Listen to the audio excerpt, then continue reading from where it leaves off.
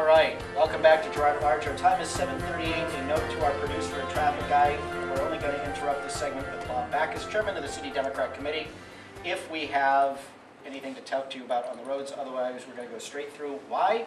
Because Bob Backus made his way down into to meet us here on Radio Row, and we're running behind, and we want him to get as much time as we can give him. Isn't that right, Bob? That's good to hear. So we got 20 minutes for us to rock and roll, and I got to tell you something. I thought you were tough on the other end of the microphone, and then we met Ellen Ratner. Yeah, isn't she great? Oh, I think we got to have Ellen Ratner on our show at least once a week to do a little, conservative, liberal, national brawl. Yeah, I thought she was great on your segment. I imagine she would. All right, Bob. Well, here, we all know about the Republican primary going on, but we forget that Barack Obama is on the ballot here in New Hampshire with a dozen other Democrats, some of which are actually spending a fair amount of money on television and radio ads. I've seen some ads here and there, and in the newspaper. We'll start with the Democrats first before I give you the opportunity to try to beat up on our side of the aisle. What does Barack Obama need to do here in New Hampshire to not be embarrassed? Well, he needs to have a decent turnout. Excuse me. He needs to show a decent turnout in the polls here. I don't know what that would be, but in Iowa, while everybody was marveling at the close race between Romney and Santorum, we're some 130,000, I think, Republicans turned out. 25,000 Democrats turned out in caucuses. And I think that was quite impressive, given the fact that you mentioned there's other people on the ballot. Maybe there were some other people mentioned in Iowa, but there's no doubt Barack Obama's going to be the Democratic nominee. Nobody questions that.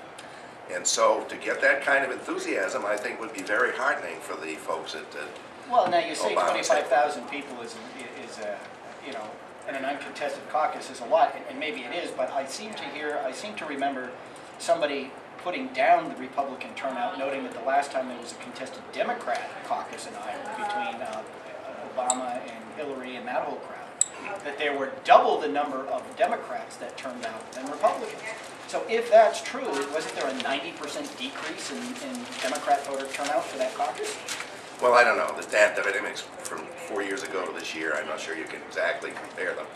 I just was impressed that many Democrats went out on a cold night in Iowa to participate in it. Maybe those three columns fell on everybody else, kept them from getting out there. So you think it's got to be a good number. If Barack Obama gets 80% of the vote, 80% of the Democrat vote here in New Hampshire, do you consider that a good show, or do you think he needs to do like 90 plus? I don't think it matters, really. I mean, he's going to be the Democratic nominee without a question. It'll be an overwhelming win for Barack Obama. Whether the percentage is 80 or 90 or 95, it's going to be an overwhelming percentage, and it'll be fine. Now, do you think there's an independent in the state of New Hampshire that's going to make its way to the polls to vote for Barack Obama in this primary? Oh, I think there'll be a few. No doubt the interest is all on your side here.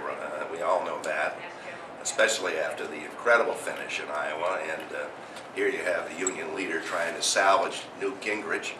Are they trying to salvage Newt Gingrich, or are they trying to salvage Mitt Romney, or is it one and the same? Well, they're doing both, of course. But I don't think that Joe McQuaid and Bob Smith and Speaker Bill O'Brien, I don't think they're going to be able to pull Newt back up here. I just don't think it's going to happen.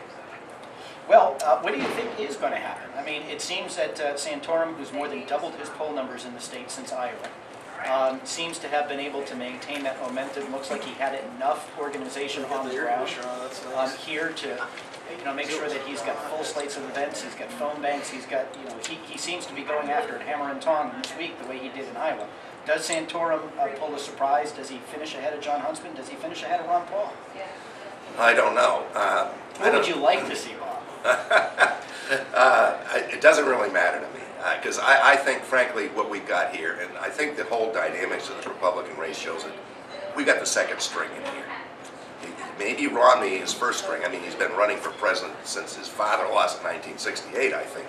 But if he was born then, but he's had his eye on being president of the United States for a long time. He was a serious competitor here 4 years ago, and yet it's obvious the party he's running in just doesn't like him.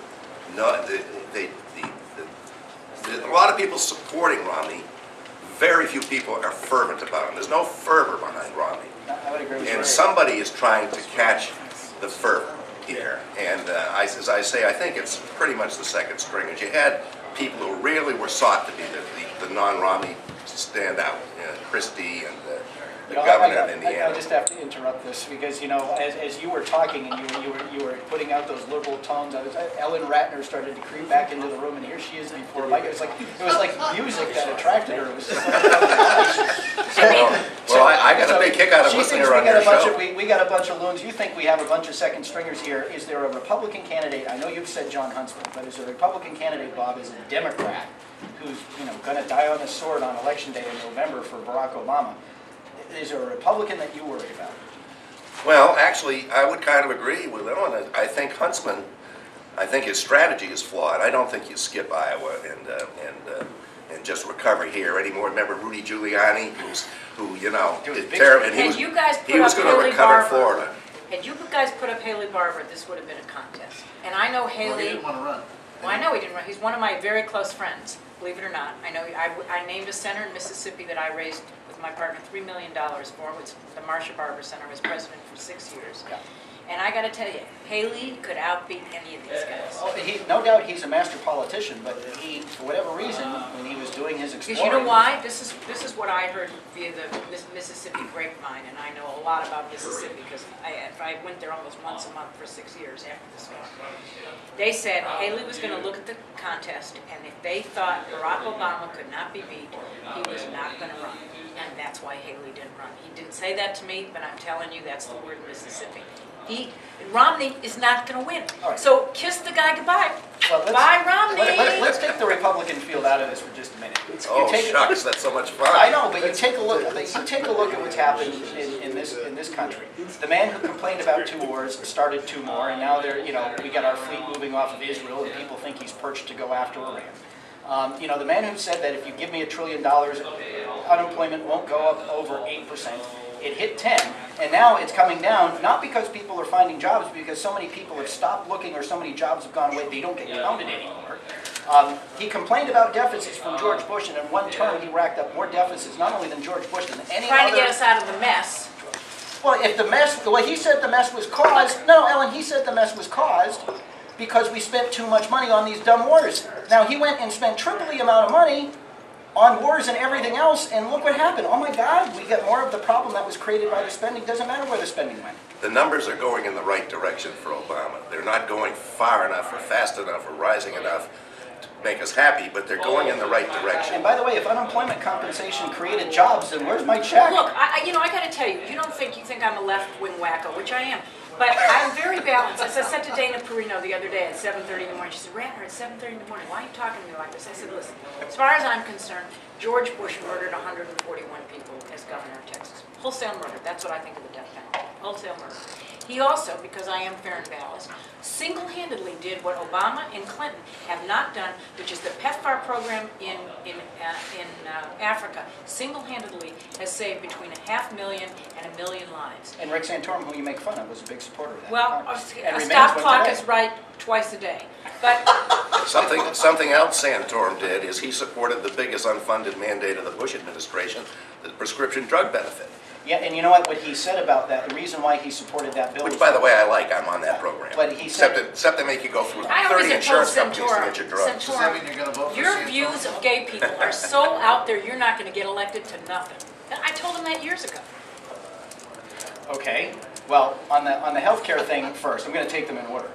Not that I'm necessarily here to defend Rick Santorum, but when I've seen interviews where he's talked about that prescription drug benefit, and he said it was a 51-49% decision, and he went with it because it gave health savings accounts and other reforms to the healthcare that he thought were worth it. Looking back on it, maybe not so much. He voted for it because if you look at the demographics of Pennsylvania, they're old bats like me.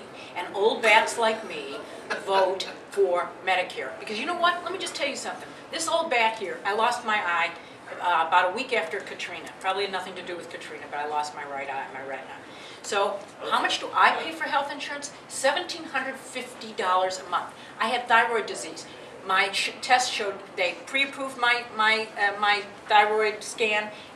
showed I had flagrant thyroid disease, disapproved it afterwards. What does somebody like me, $17.50 a month, as an individual have to pay? So you know what? I look forward to the day I turn 65. It's going to be yabba dabba doo, because that's the only way I'm going to get health insurance. So, you know, the other thing about Santorum, Rich, it's been very interesting to watch this Republican process unfold. As you know, one after another has emerged to be the non-Romney candidate. non-Romney, right. And we could go through the litany. It started with The maybe conservative alternative. Donald Trump I'm a of new all fan. things. I like Donald the Trump of all things. And You sat on a couch with Pelosi. Of course you like Newt. and you know, He's smart. He's got a brain in his head. the key to politics is She in connected this to his mouth every now and then. in this Oh, that's proves it, different. is timing. Yes. You know, Newt had his rise at the precise time when all the folks were making their big media buys out in Iowa, including Romney, who's got enough money to buy a lot of media, and that took him down. Now, Santorum, he's the last one available to be the non-Romney of the candidates that have been, you know, in the debates and so forth. And he gets his rise when everybody else has fallen down. That's not a great endorsement for this crowd of Republicans you got running. So he's up there, and he hasn't had a chance to really be vetted. That's going to happen now. Oh, it is. And you know what? I agree with you. And I think they're going to find a lot more than, you know, They're gonna bring sullying away. the Republican conservative brand by voting for a massive unfunded government mandate like the Medicare drug program. He had to. The average voting age in Pennsylvania is old like me. Well, but okay. To your point, Old Bob, bats. they're gonna bring the rain, and we're gonna see whether or not he's got an umbrella and how good it is. One Exactly. thing I will say about Rick Santorum, though, is I've watched him over the time that he's campaigned, is that he doesn't turn around and make pretend that he cast a vote that he didn't cast, or that he changed a position that he once upon a time had. And whether you agree with it or not, he's got a logical reason why he did what he did at the time. He's capable of saying, and looking in hindsight, it was either a good decision or a decision maybe I wish I had done differently, and he moves on. He doesn't try to make excuses, and you might be right, but you know what? A guy who represented Pennsylvania, heavily Democratic districts as a congressman, and then Pennsylvania, which isn't exactly I heard someone call Pennsylvania purple the other day. I almost fell out of my chair because if that's purple, I need to have my eyes checked. But twice, as a senator, carried that state, not exactly pandering to that elderly or other constituencies that you might think and that's Romney's argument. Well, you know, Massachusetts was pretty Democrat. I had to be realistic about my situation. Yeah, well, and now that's coming back to haunt him. Well, you're Like him or Republican. not, Santorum at least stands his ground and fights, and he's willing to take the loss if he has to, because he doesn't want to serve if he can't. Well, you're Tell me honestly, Santorum, is he going anywhere? Are we going to see him as a nominee? I think we're going to find out. And here's what I, as a political observer, am going to look at. I'm going to see how well he does in New Hampshire. Is he going to pull a Huckabee and crater here? If he does, he's wounded going into South Carolina.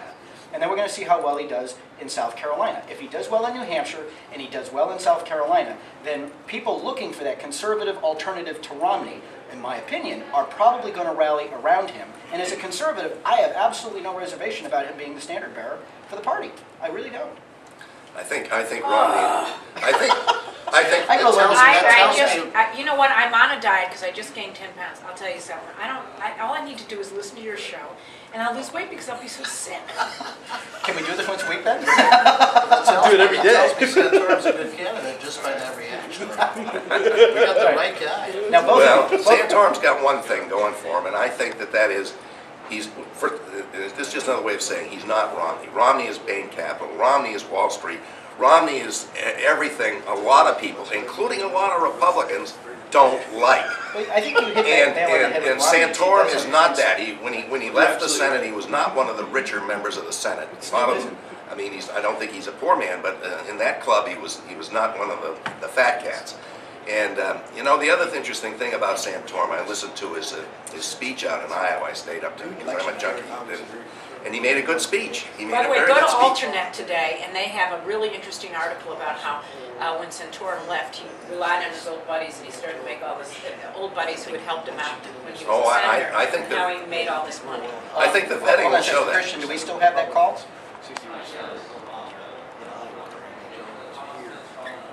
Okay. Go ahead, finish your point, and then I'll ask the question. Well, in Romney, Santorum is talking about. It was a great talk. He's talking about how he in this Democratic state that won twice, and And I'm thinking, well, how's he going to explain the fact that he was defeated as an incumbent after his second term It was- by a huge vote? It was in 2006, Bob. What Republican won? And we lost New Hampshire in 2006. You know, there were Republicans that won even Moderate- in 2006. moderates And if you were like an Jeb incumbent, Bradley. if you're an incumbent senator, you don't usually lose. Incumbency has Moderates a like huge Jeb advantage. Bradley went down in this state. You know, no one's going to call Jeb Bradley a flaming conservative, Well, especially on the you won't social- find many U.S. senators that lose. See, here's- in Why any do you guys way. care about social justice? Here- Why? Well, gee, just because there's so much good going on in the culture right now, Ellen. I mean, come on. Culture. You're after gay marriage Here's- when all you have to do is watch what some of these people watch on TV, which is disgusting. I agree. But here's what I will Leave the gay folk alone. Here's what I think is happening with Santorum. I think liberals like you would rather force Rick Santorum to talk about what you view as his extreme positions on the social issues. So that he's not talking about the plan that he has to rebuild manufacturing in the country. He's not talking about the plan and his record of reforming that he has to reform entitlements and his record of doing so.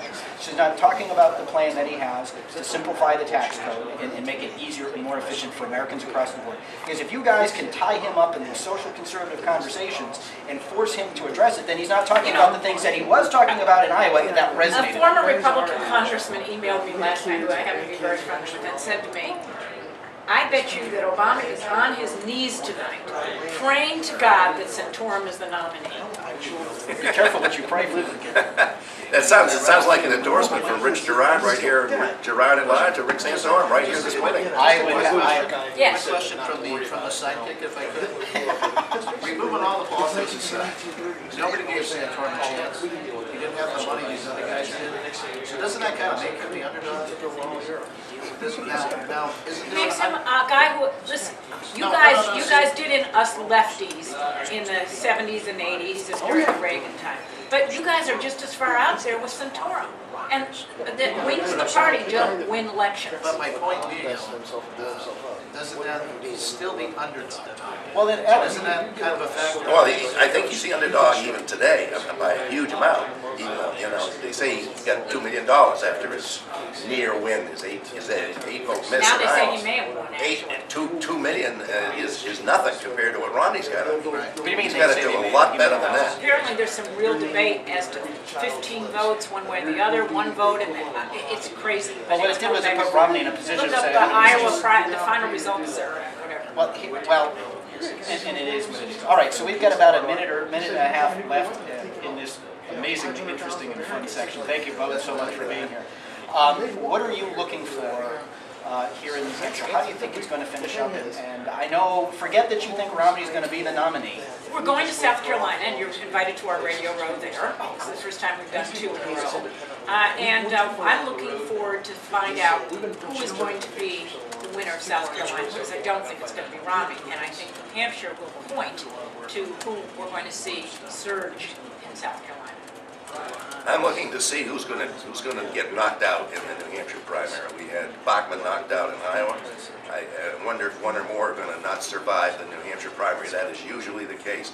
I think that'll be interesting. The dynamics are very tough to have a non-Romney still be viable after this, because there's no love lost. I don't, you know, the people that were supporting all the others that have fallen by the wayside are not going to go to Ron Paul, and I don't think there's not many of them, and I don't think Ron Paul's voters are going anywhere if he doesn't run. No, but Ron Paul, other than Nevada, is getting nowhere to go. Where does he go? He doesn't play in South Carolina. He doesn't play in Florida. Is there any chance he'll win here? No, he's going to finish strong, but I don't think he's going to finish where he is in the polls now. I predict that Ron Paul won't break 15% here in New Hampshire. No, I still I see predict no. that Rick Santorum's going to pull a surprise second, and I predict that Romney will How much does Romney gets 28. Romney doesn't break 30. Santorum pulls up with 22. Paul comes with 15. Gingrich will either be above or beyond Paul, one way or the other, real tight, and then the rest of them are done, including John Huntsman. If Romney doesn't break 30, I think that's going to be a real problem for him, because, you know, the rap is that he can't get above the mid-20s, mid-upper 20s. Ellen Ratner, Bob Backus, this, in my opinion, was great radio. Thanks so much for joining us. We'll be back after the top of the hour with Executive Council.